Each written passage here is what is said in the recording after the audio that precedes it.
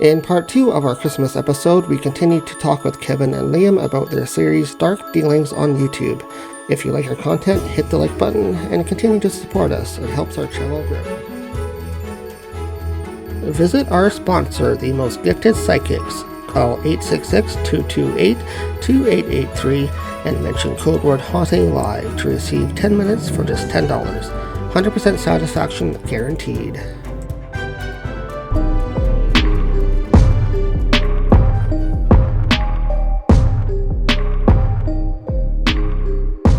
It was just a few weeks before Halloween, when the Dark Dealings team was asked if they could, possibly, rid a home of a few unwanted guests. Yeah, it's great the way things work out like that, like when you guys have that passion to do what you like to do, and even if your background like is in research or something like that, it helps out and makes it work with the show too. And let's continue with that. I want to ask Liam now, too, what type of tools and stuff do you like using on the show? I think my favorite one has to be the Mr. D. Just from, like, that reminds me of, like, arcade sounds anytime it, like, goes off. Like, it just makes me happy. Can you explain the function a little bit? So it sets out like a field, like a tripwire almost. And anytime something crosses into that, regardless of size or what it weighs, if something moves across it, it sets it off. So if something crosses the field and it bounces back to the receiver of the box, and it'll go off and give us that sound. And that's where, like, he and I had a discussion about, like, what would be the perfect equipment that we don't often see. And Mr. D stands for micro radar device. So to have, like, radar create a 360-degree dome around everything, and whatever is that correct, permeates that dome, then it is detected. It was so different than some of the motion activated, something has to be standing right in front of it. We had the coolest, it was like a coffin motion detector on Knock Knock Ghost. And I was like, it was the coolest thing ever. But, like, getting it to be set off at all was ridiculous. It's about, it's maybe the 10 feet in front of it on the business end of the detector, where, this one, you put the box down and you run and you stay out of the dome. And we've gotten a lot of weird, trippy hits. Yeah.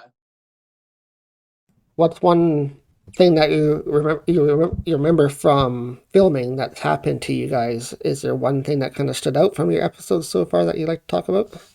You go with this one. Oh, I have a couple. Definitely, like, the haunted doll one of the ones that, like, shook me up.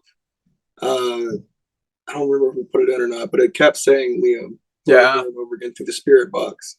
And I'm used to it saying your name, and that's cool and, like, whatever, but I've never had that happen, and I was not fully comfortable with that.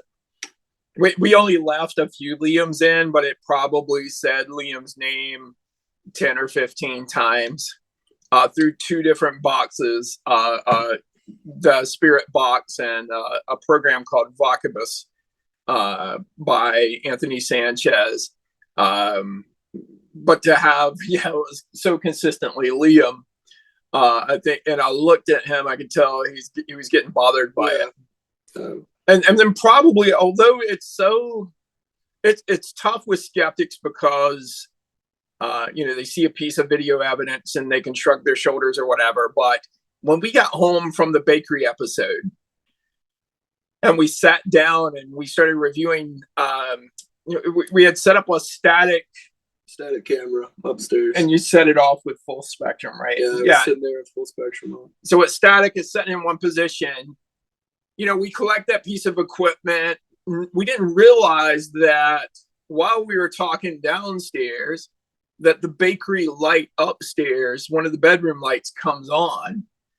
It turns on, and we're clearly downstairs. Unfortunately, we were on like a break. You can overhear us in the episode, so we've transcribed what it says, talking about where we position things. But so it's not until we got home where we're like, holy shit, or holy crap, that light went off, and we're like idiots. We didn't realize it at the time. You walk back upstairs and just assume that you left that light on. But I remember he was a little bit shook when he saw it. Yeah. So, Liam, then are you used to activity happening around you, or is that something new to you since you started filming? I feel like I've had like one or two experiences like just around the house, and like that's normal. But I feel like when you start like, going out on an investigation, you're actively finding it, then you start to see it a lot more, and it starts to affect you a little bit more. I like to have my dog around me, so if something moves, knocks, whatever in the room, I just blame it on him, right? And then when it's just me and you, and we're locked in a building, Yeah, it's different. A little bit different. No comfort animal. Yeah, no comfort, only the dark. No, for sure. If you guys separate in a building or something and you're on different floors and then stuff starts happening, then you really don't know what to do. Leaving me alone. Yeah, it's kind of funny because it was the candy shop when we did our holiday episode. There was a voice that came through on our mic, and it was at a good time because we had already heard activity behind us and stuff. But it sounded as the voice said hush, and so it's kind of weird for him at least. That now we have evidence of what I experience every day. So it's like inviting the tech guy into my world a bit, and being able to I'm like excited by most of the evidence, and sometimes some of the evidence makes him nervous.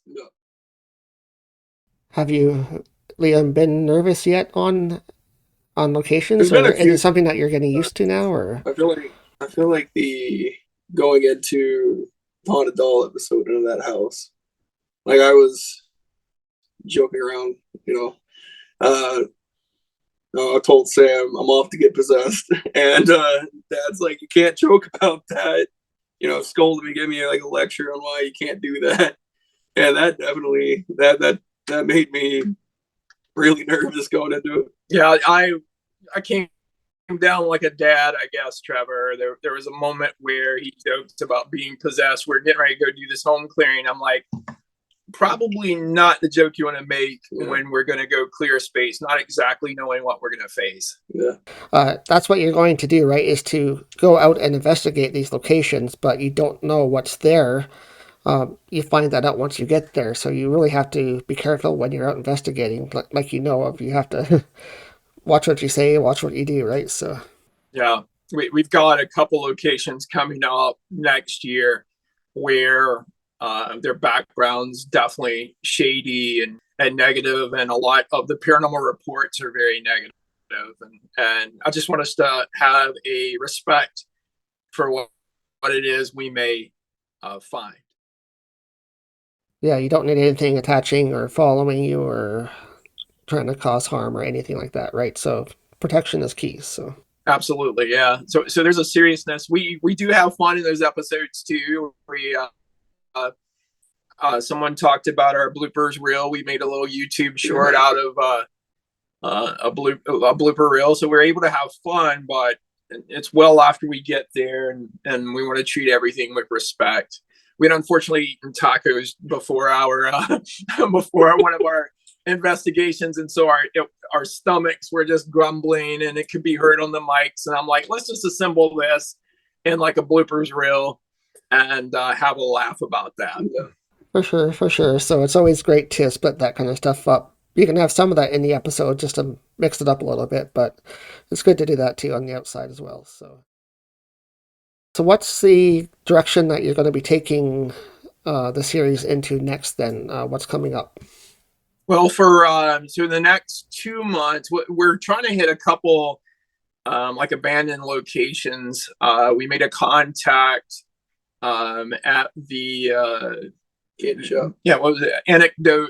Antidote Apothecary Candy Shop in Niagara Falls, which we investigated for our Dark Dealings holiday special. But we made a contact there who Jamie's a photographer, and he knows several locations that he would love for us to explore. So we're going to take him up on that. I'm also filming a TV show for APTN, Aboriginal People's Television Network. I'm going to be on a show called Ghost Hunters of the Grand River. Haven't been in season 1, but I'm been invited in for season 2. I'm looking forward to working with Six Nations Investigations and Paranormal Experiences, and just looking at it as a learning opportunity too. So after that, we're going to tackle more dark dealings. We plan to go stateside a few times. We'd love to hit some of the bigger battlegrounds, Civil War battlegrounds, Gettysburg, Antietam, places like that. I've been invited by another YouTube paranormal personality to investigate with her. So probably going to the American Southwest to do that. So some teamwork going on over the course of the year. And of course, we've decided to, bring in the episodes that deal with alien abduction. And Liam wants to do a Wendigo episode. I'm not sure about the logistics there, but why not? And we already have an episode lined up that'll be about like curses and hexes. So we tend to branch out a little bit, and at the same time, we want to stick to our roots of maybe half of our episodes being traditional ghost hunts. Sounds great. Sounds like you got a lot of good ideas coming forth, and we look forward to seeing those out shortly in the new year, hopefully. And look for more dark dealings coming soon. Thank you so much, guys, for coming on. I appreciate it, and we look forward to the series and watching it on YouTube. Is it anywhere else, or is it just strictly on your YouTube channel? It's going to just be on YouTube for now. We've had some people entertain the possibility of it being polished up and airing elsewhere. It's kind of existed as a big sizzle reel, something that they want to see to pitch a TV series. I've had one producer come forward and ask if I'd be interested in polishing it up. It was early in the birth of Dark Dealings last year. We'd probably just been filming 3 months or so, and I was like, can we review this and talk about it in the new year? Because I felt I still needed to get what was my vision out there before someone else decides to take it on and make it theirs. Yeah, definitely you want to get your ideas off your chest first and produced and done your way, and then see what happens from there for sure. So, but thank you guys so much for coming on. I really appreciate it. Happy holidays to your family, and stay safe as well. So thank you so much. Thank you so much. Be warm in that winter storm tomorrow, and Yes. all the best to you, and have a brilliant holiday season. You guys as well. Thank you so much. Thank you so much, Trevor.